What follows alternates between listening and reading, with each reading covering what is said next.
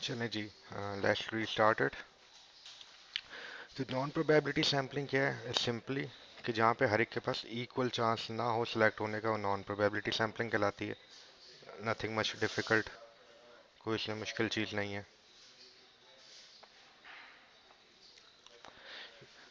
इसकी जो important three types हैं वो कंसेक्यूटिव सैम्पलिंग है, कन्वीनियंट सैम्पलिंग है, स्नोबॉल सैम्पलिंग है। और भी बहुत सारी टाइप्स होती हैं, but these are the most common one जिस पे हम ज़्यादा फोकस करेंगे कि अच्छा यार ये क्या है।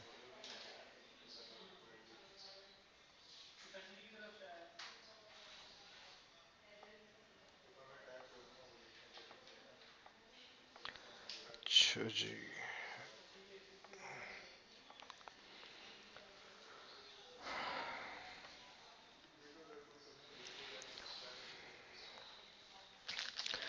तो रैंडम सैम्पलिंग अभी हमने बात की कि सैम्पलिंग फ्रेम क्या होता है। Unique number is assign to each element. 100 लोग हैं, सबको एक एक नाम दे दिया और हमने किसी भी तरीके से उनको सेलेक्ट कर सकते हैं। One of the method is lottery draw. एक और मेथड होता है कि रैंडम सैम्पलिंग का, जिसमें हम रैंडमली सेलेक्ट कर सकते हैं when everyone gets the equal chance, which is table of random numbers आता है। उसी तरह कंप्यूटर जनरेटेड नंबर्स भी होते हैं जिससे भी हम उसी तरह से सेलेक्ट कर सकते हैं। लाइक एसपीएसएस पे भी ये कमांड होती है कि आपके जो सैंपल्स हैं, अगर आपने 200 लोगों का डेटा डाला है, उसको आप कमांड देते हैं एसपीएसएस को कि भाई मुझे इन 200 में से 25 लोगों को आप रैंडमली निकाल के दे दो। तो वो रैंडमली इस तरह से उसी लॉटरी ड्रॉ मेथड से निकालेगा कंप्यूटर भी, लेकिन उसको हम कंप्यूटर जनरेटेड नंबर्स कहेंगे, जहाँ हर एक के पास चांस होगा कि कोई भी नंबर आ सकता है। तो they are different ways to do it, the random sampling, but again the procedure would be कि या तो लॉटरी मेथड से हो, या टेबल रैंडम नंबर से हो, या कंप्यूटर जनरेटेड मेथड से हो, कि जहाँ हर एक के पास इक्वल चांस हो कि उनके आपने नाम डाला या उनको कोई कोड असाइन किया और वहाँ से आपने फिर उन सब्जेक्ट्स को सिलेक्ट कर लिया।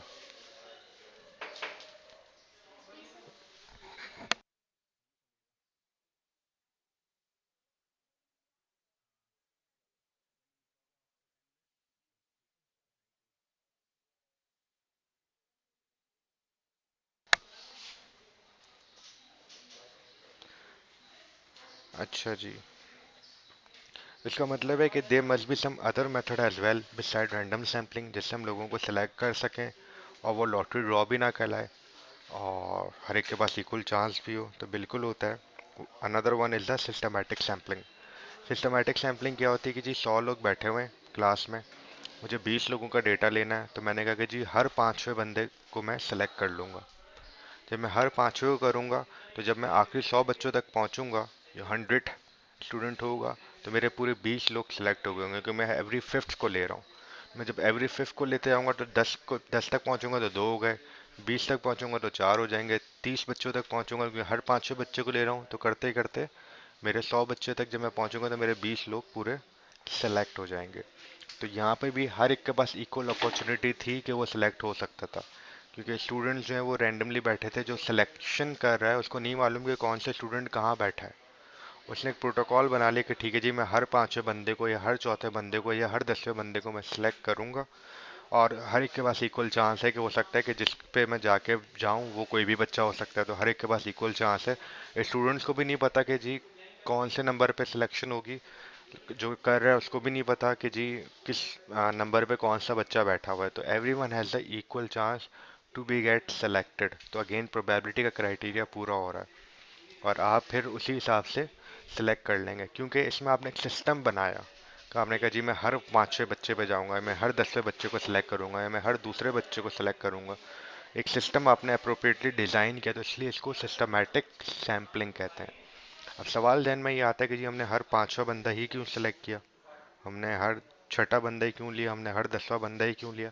तो उसके पीछे भी एक साइंस है, और वो बड़ी सिंपल सी साइंस है कि आप टोटल पॉपुलेशन जो भी आपकी है उसको आप डिवाइड कर देते हैं आपके सैंपल साइज के साथ। सपोज करें कि 100 बच्चे हैं, वही एग्जांपल हम लेके चल रहे हैं जो अभी तक हम बात कर रहे हैं। 100 स्टूडेंट्स की क्लास है, पॉपुलेशन का साइज मेरा 100 है, सैंपल साइज मैंने निकाला वो 20 निकला। तब मैं क्या करूँगा, पॉपुलेशन को डिवाइड करूँगा सैंपल साइज के साथ, 100 डिवाइडेड बाय 20। तो आंसर मेरे पास आएगा 100 डिवाइडेड बाय 20 का 5। तो इसका मतलब है कि मैं अगर हर पाँचवें बच्चे पे जाऊँगा सिस्टमेटिकली उसको सेलेक्ट कर लो। एक मैंने सिस्टम बना दी कि जी लाइन से बिठा दिया और हर पांच, जैसे डायग्राम में नज़र आ रहा है, और हर पांचवें बंदे को मैं सेलेक्ट करता चला गया, तो बाय द एंड जो है मेरे पास वो सफिशिएंट सैंपल आ जाएंगे कि मेरा सैंपल साइज पूरा हो जाएगा। यहाँ पे इन्होंने एक और एग्जांपल इन्होंने कहा जी टोटल पॉपुलेशन 64 की है, सैंपल साइज 8 है, यानी कि 64 में से 8 लोगों को सिलेक्ट करना है। तो अगेन हम फॉर्मूले में अप्लाई करेंगे 64 डिवाइडेड बाय 8, तो हमारे पास आ जाएगा k की वैल्यू आ जाएगी। k की वैल्यू बताती है कि जी कौन से नंबर पे जाके आपने लोगों में से पॉपुलेशन में सैंपल को सिलेक्ट करना है। तो यहाँ पे अब k की वैल्यू आ गई 8, यानी कि एवरी 8 पर्सन को जो है मैं जाके सिलेक्ट कर लूँगा और उसको अपनी स्टडी में शामिल कर लूँगा। तो जब मैं 64 तक पहुँचूंगा तो मेरे पूरे हो जाएंगे 8 सैंपल साइज। सपोज करें एक पॉपुलेशन है 200 की और सैंपल साइज है 50, तो k की वैल्यू क्या होगी? कैलकुलेट करके चैट बॉक्स में तो बताएं ज़रा मुझे।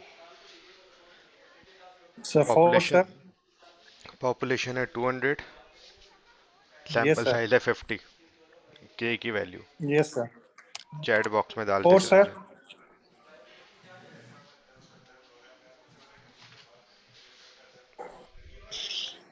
4 होगी, गुड। और अगर ऐसी 200 के सैंपल साइज पे 200 की पॉपुलेशन पे सैंपल साइज 20 हो जाए तो अब k की वैल्यू क्या होगी? 10 सर।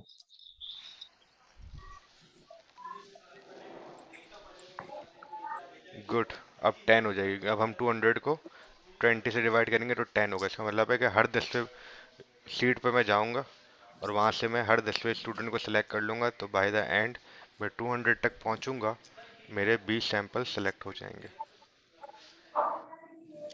ठीक है जी, सिस्टमैटिक सैम्पलिंग समझ आ गई। Yes sir. अच्छा जी, अब अगर सपोज करें मैंने शुरू करी, ठीक है, अ, हर 10वें बंदे पे गया। अब मैं 2-3 के बाद जब मैं गया 10वें पे गया, एक सिलेक्ट कर लिया, फिर 20वें पे गया, एक और सिलेक्ट कर लिया, फिर एक और सर 30वें आपकी पे गया। वॉइस बहुत ज्यादा स्लो आ रही है। जी अब आ रही है बस। जी, am I audible? Yes sir. Yes sir. जी, सपोज करें कि जी एक इलाके में 100 हाउसेस हैं, ठीक है जी, और आपने 100 घरों में से 10 घरों का डेटा लेना है। ठीक है, तो 100 डिवाइडेड बाई 10 किया तो आंसर क्या आया? 10। तो आपको पता चल जाएगा मुझे हर 10वें घर पे मुझे जाना है और मेरा जो है सैंपल साइज पूरा हो जाएगा। तो आपने शुरू किया, कॉलोनी में गए, पहला घर देखा आपने, आपने कहा चलो भाई ये पहला घर, अब आप किसी को भी बना सकते हैं, स्टार्ट आप कहीं से भी ले सकते हैं, क्योंकि 100 घर है उस कॉलोनी में, तो फर्स्ट कोई भी हो सकता है, आपकी मर्जी, डजेंट मैटर। आपने किसी को भी पहला घर बनाने का, ठीक है यार ये पहला हो गया। वहां से आपने 10 काउंट किया, 10वें घर पे गए, वहां पे लोगों से आपने डेटा कलेक्ट कर लिया, फिर 11वां 12वां करते करते 19वां 20वें पे गए, 20वें पे भी आपने डेटा कलेक्ट कर लिया, फिर 21वां 22वां 23वां करते करते 30वें पे गए, 30वां घर बंद पड़ा है, कोई भी नहीं है। अब क्या करेंगे?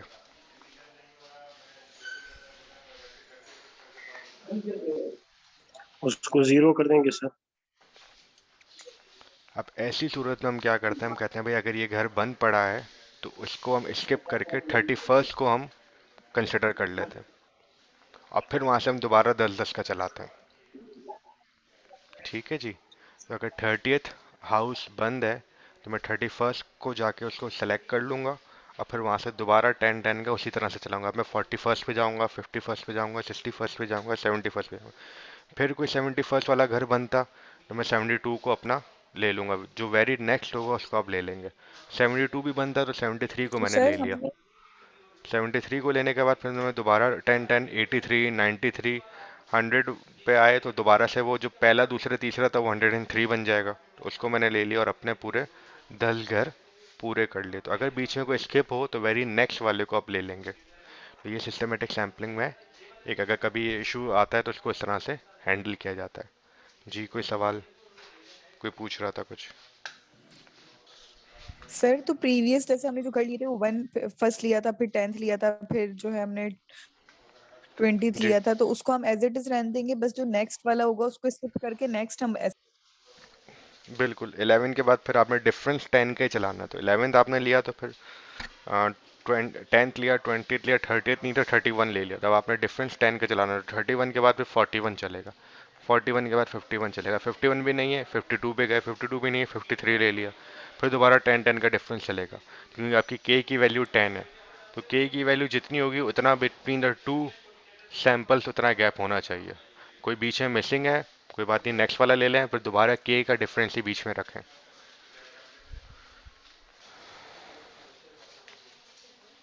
Okay sir. बिल्कुल मुकीत, के की वैल्यू डिस्टर्ब नहीं होगी, हमें के की वैल्यू को डिस्टर्ब नहीं करना, ये इसकी इंपॉर्टेंस है।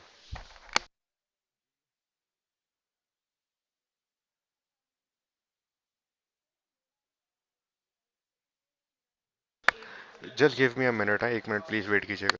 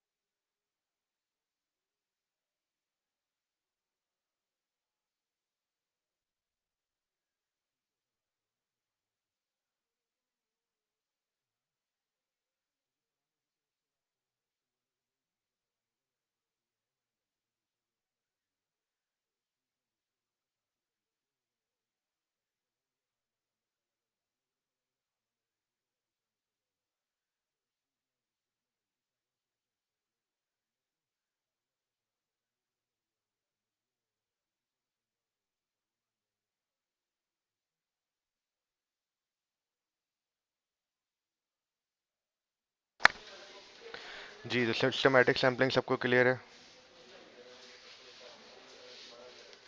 नहीं, yes total number of houses, sir. Yes. Total number of houses इसमें इसलिए डिक्रीज नहीं होंगे कि 100 घर है ना, तो अगर आप 63 पे पहुंच गए तो 103 पे जाना है, तो 103 कौन सा होगा, दोबारा सर्कल में उसी पहला वाला घर 101 हो जाएगा, दूसरा वाला घर 102 हो जाएगा, तीसरा वाला घर 103 हो जाएगा, तो आप सर्कल में दोबारा घूम जाएंगे।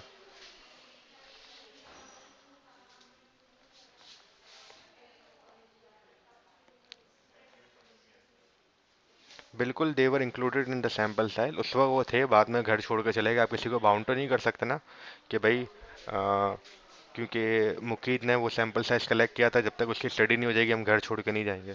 They are free, they could ever move. आपने किसी पेशेंट को सिलेक्ट किया, वो माइग्रेट करके चला गया, या उसने मना कर दिया जी मैं नहीं करूँगा, मुझे नहीं पार्टिसिपेट करना था, किसी को बाउंड नहीं कर सकते, तो उसमें फिर सब्सिट्यूट ये कि ठीक है वेरी नेक्स्ट बंदे को, अगले वाले को ले लेते हैं।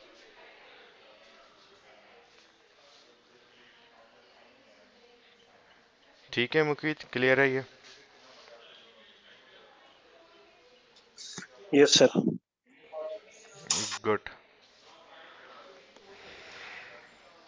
अच्छा जी, अब डिफरेंट कंडीशंस में डिफरेंट सैम्पलिंग टेक्निक होती है, हर सिनेरियो में हर टेक्निक नहीं होती, ठीक है, हर एक की अपनी इंपॉर्टेंस है। तो आपने अपने ऑब्जेक्टिव के लिहाज से देखना होता है कि जी किस ऑब्जेक्टिव पे कौन सी चीज़ फिट होगी। Then the next one is stratified. Stratified sampling क्या होती है बेसिकली? स्ट्रेटिफाइड हम कहते हैं ग्रुप्स को, स्ट्रेटास, स्ट्रेटा से ये स्ट्रेटिफाइड सैम्पलिंग निकला है कि जी different groups with different characteristics, ठीक है। सपोज करें कि let's take the example of, आपने हीमोग्लोबिन लेवल देखना है अपनी क्लास में, ठीक है, बेसिक एग्जांपल पर ही रहते हैं। अब आपकी क्लास में मेल्स भी हैं फीमेल्स भी हैं, ठीक है, मिक्स पॉपुलेशन है, 100 स्टूडेंट्स हैं, 20 स्टूडेंट मैंने लिए थे। सैम्पलिंग टेक्निक मैंने कहा रैंडम सैम्पलिंग पढ़ी थी, and random sampling is one of the best technique among all the sampling techniques, क्योंकि इसमें बायसनेस मिनिमम होता है, तो इसलिए सबसे अच्छी टेक्निक यही कहलाती है। अब सपोज करें इन 100 में से आपने 100 लोगों के नाम डाले लकी ड्रॉ में, 20 नाम आपने निकाले। अब वो 20 नाम जो आपने निकाले, बाय चांस, इत्तेफाक से वो 20 के 20 फीमेल के नाम निकले। आपने उन 20 फीमेल का हीमोग्लोबिन लेवल मेजर किया। उन 20 फीमेल का जो हीमोग्लोबिन लेवल आ गया, एवरेज हीमोग्लोबिन लेवल आया 12। तो अब आप क्या कहेंगे कि आपकी पूरी क्लास का मीन हीमोग्लोबिन लेवल 12 है? Can we say that? No sir. No sir, why कहना नॉट? पड़ेगा सर। क्यों कहना पड़ेगा और ये क्यों सर नहीं कहना कहना पड़ेगा पड़ेगा? क्योंकि वो ऑलरेडी नो सर, हम क्योंकि नहीं वो कहेंगे ऑलरेडी बिकॉज हमने रैंडम तो सर हम नहीं कहेंगे अपना।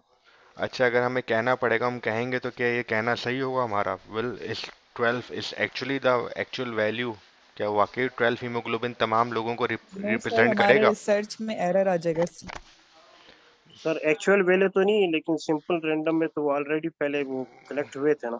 हाँ, लेकिन इसका मतलब है कि प्रोबेबिलिटी में वो, तो ये इसका आए थे सर। मतलब, बच्चे प्रोबेबिलिटी में तो आए थे, लेकिन अगर वो हमारे एक्चुअल रिजल्ट को रिफ्लेक्ट नहीं कर रहे, because according to our foresight, according to our understanding, हमें मालूम है कि जी उस पॉपुलेशन में मेल भी हैं, फीमेल भी हैं।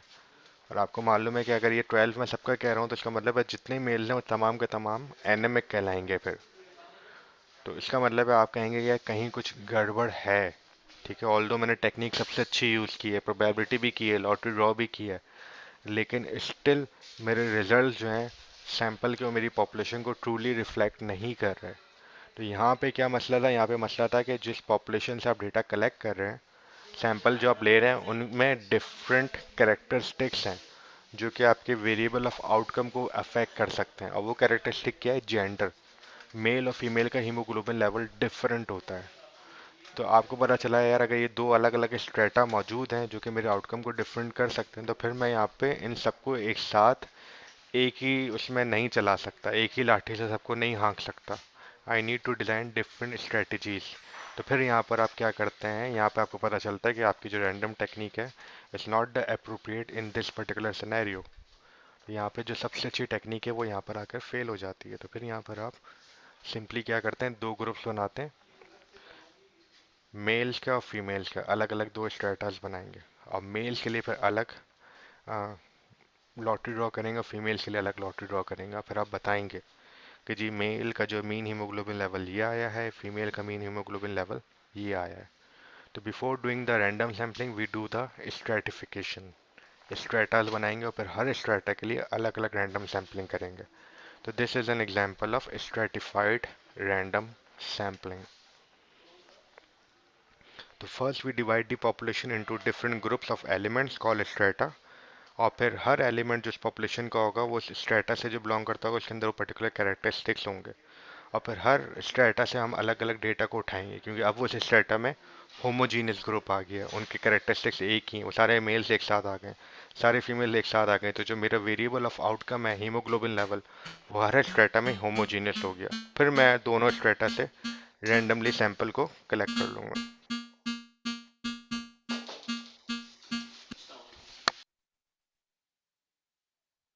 ठीक है जी, मेक सेंस?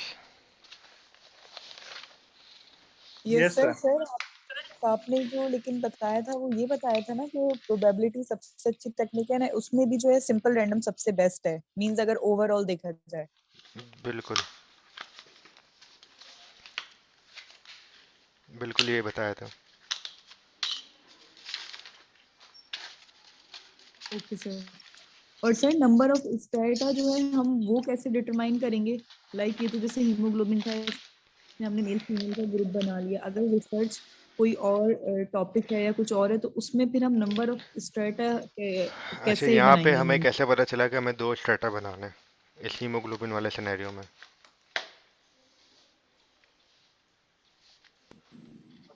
क्योंकि सर सर वो रेंज। प्रीवियस डेटा से।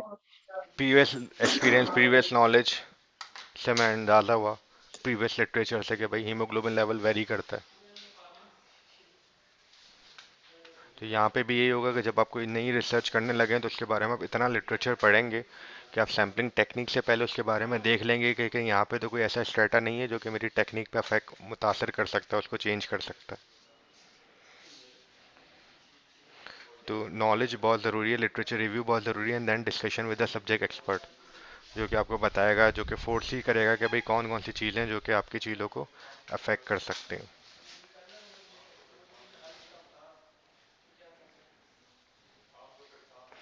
अच्छा जी, क्लस्टर सैम्पलिंग क्या होती है? Cluster random sampling is simply cluster random sampling is simply the technique जिसमें अगर कोई किसी सिंध में, अगर आपको सपोज करें बहुत सारे स्कूल हैं, आपको स्कूल से डेटा लेना है। अब तमाम स्कूल से आप डेटा नहीं ले सकते, ठीक है ना, क्योंकि इतने सारे स्कूल हैं, आपको पता भी नहीं है।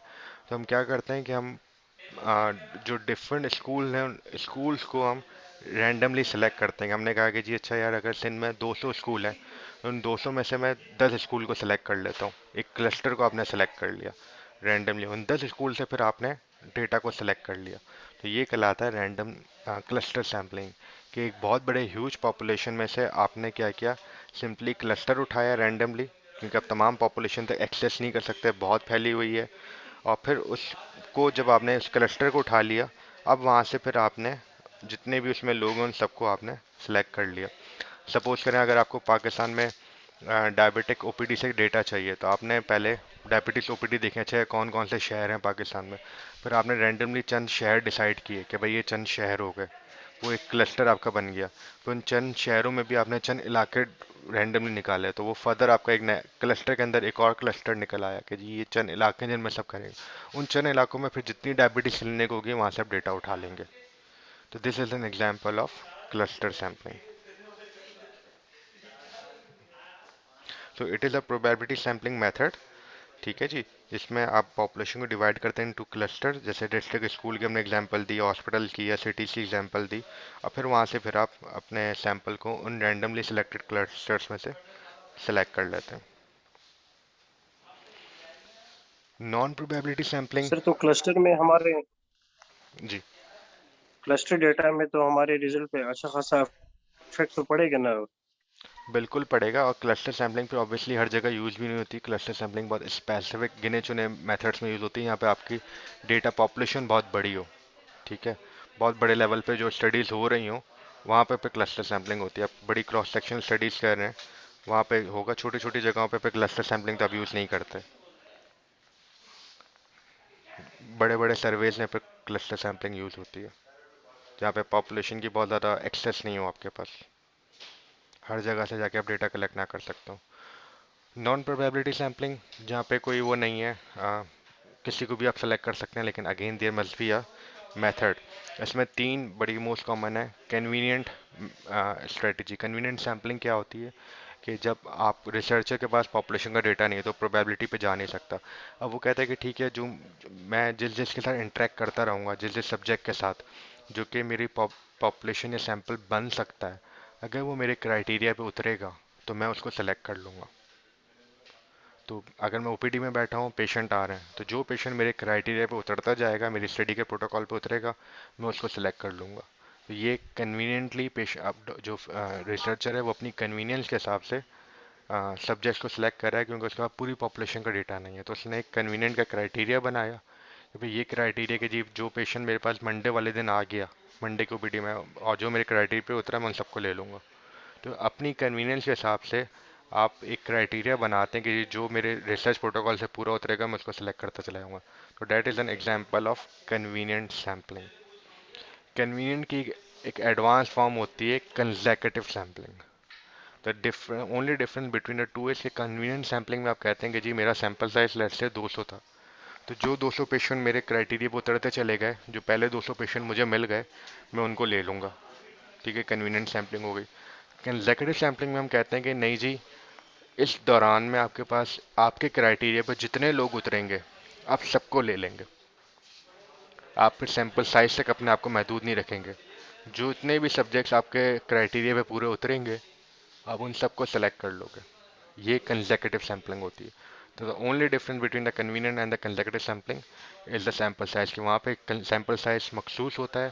कंसेक्यूटिव में आप सैंपल साइज से आज़ाद होते हैं। आप कहते हैं कि नहीं जी, जितने लोग आ गए, अब चाहे 200 की जगह 400 आ गए, मैं उन 400 को ले लूँगा।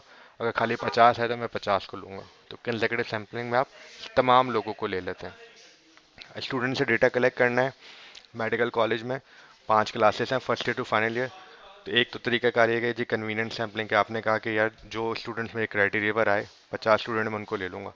दूसरा ये कि आपने कहा कि नहीं, जितने मेरे क्राइटेरिया पर अगर 500 के 500 हैं तो मैं 500 के 500 को लूँगा, अगर उनमें से सिर्फ 20 आए तो मैं 20 को ले लूँगा। तो यानी कि कंसेक्यूटिव में जितने लोग भी आपके क्राइटेरिया पर आएंगे उस पर्टिकुलर टाइम पीरियड में, उस पर्टिकुलर फ्रेम में आप सबको ले लेंगे। तो that's consecutive sampling. The last one is the snowball sampling. Snowball sampling क्या बताती है? स्नोबॉल सैम्पलिंग ये बताती है कि बाज़ औक़ात हमें सब्जेक्ट को एक्सेस करना मुश्किल होता है, हम सब्जेक्ट तक पहुंच नहीं पाते हैं। ठीक है, हमें अब पता नहीं होता कि हमें सब्जेक्ट्स कहाँ मिलेंगे। फॉर एग्जांपल HIV का पेशेंट है, हमें नहीं मालूम कि जी दूसरा HIV का पेशेंट कहाँ मिलेगा, एक्सेस नहीं हो रही। ट्रांसजेंडर से डेटा में लेना, हमें नहीं मालूम ये दूसरा ट्रांसजेंडर हमें कहाँ मिलेगा, मैं उस दूसरे ट्रांसजेंडर तक मैं कैसे पहुँचूँ। तो ऐसी सूरत में आप जब एक सैंपल तक पहुंच जाते हैं तो वो सैंपल आपको अपने दूसरे सैंपल से कनेक्ट करवाता है कि भाई ये भी एक है, आप इससे भी डेटा ले सकते हैं। वो दूसरा वाला किसी और से आपको कनेक्ट करवाएगा। तो जो एक सब्जेक्ट आपको दूसरे सब्जेक्ट से कनेक्ट करवाता है, ये कहलाती है स्नोबॉल सैम्पलिंग। और ये ड्रग एडिक्शन में, ट्रांसजेंडर, जो ऐसे सेंसिटिव इश्यूज होते हैं जिनमें एक्सेस टू सब्जेक्ट्स नहीं होती है, जिनमें आप आइडेंटिफाई नहीं कर सकते सब्जेक्ट को, वहाँ पर ये टेक्निक बहुत ज़्यादा यूज़ होती है, जिसमें आप सब्जेक्ट्स की हेल्प लेते हैं कि आपको किसी दूसरे के साथ कनेक्ट करवा दें। This is called snowball sampling. तो ये सारी टेक्निक्स क्लियर हैं सबको? ये प्रेजेंटेशन मैंने यस सर। ऑलरेडी शेयर कर दी है आप लोगों के साथ यस गूगल सर। क्लासरूम पे। गूगल क्लासरूम से ये प्रेजेंटेशन उठा लें। दूसरा जो मैंने साइनॉप्सिस का जो कहा था, वो गूगल क्लासरूम पे मैं असाइनमेंट का एक बना दूंगा, वहीं पर ही आप जमा करवाएंगे। साइनॉप्सिस कैसे बनाना हम पहले इस पे काफ़ी दफ़ा बात कर चुके हैं शुरू में ही क्लासेस में। तो टॉपिक सोचें और साइनॉप्सिस बनाना शुरू करें। ठीक है, अपने अपने टॉपिक पे अपने सुपरवाइज़र से कोई हेल्प लेना चाहें, जिससे भी हेल्प लेना चाहें, हर इंडिविजुअल ने, हर स्टूडेंट ने अपना अपना साइनॉप्सिस किसी एक टॉपिक पे बना के डेडलाइन तक जमा कराना है। कोई भी इशू आता है तो वेनेसडे को आप मुझसे साइनॉप्सिस के ऊपर डिस्कस कर सकते हैं।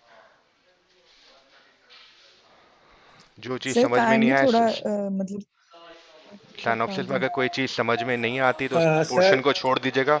जो चीज़ें समझ में आती है, जैसे इंट्रोडक्शन कैसे लिखना है, हमने बहुत दफ़ा डिस्कस किया, आपको पता है।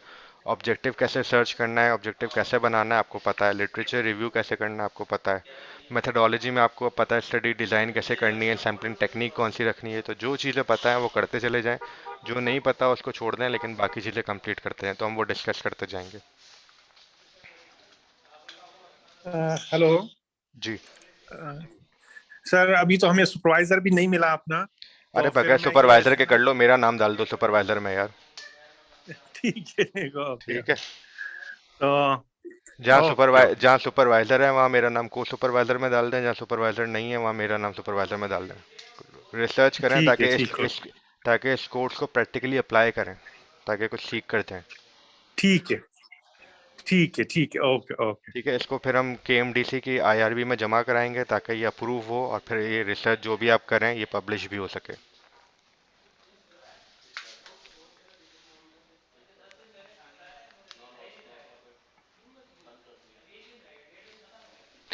जो लोग कराची में हैं, वो मुझसे मुलाकात भी कर सकते हैं। वो हम सारी चीज़ें ग्रुप पे व्हाट्सएप पे भी डिस्कस करते रहेंगे। जो भी क्वेरीज हों वो भी आप व्हाट्सएप पे भी डाल सकते हैं, गूगल क्लासरूम पे भी डाल सकते हैं। ठीक है जी। तो यहाँ पर इंशाल्लाह सर हम आप क्लास कराची को, यूनिवर्सिटी में होते हैं? यार मैं बहुत सही जगह पे होता हूँ, कराची में मिल जाऊंगा कहीं ना कहीं, टेंशन नहीं है। सही है सर, गुड। ठीक है, चलें फिर, अपना ध्यान रखिएगा इंशाल्लाह। टेक केयर, अल्लाह हाफिज़।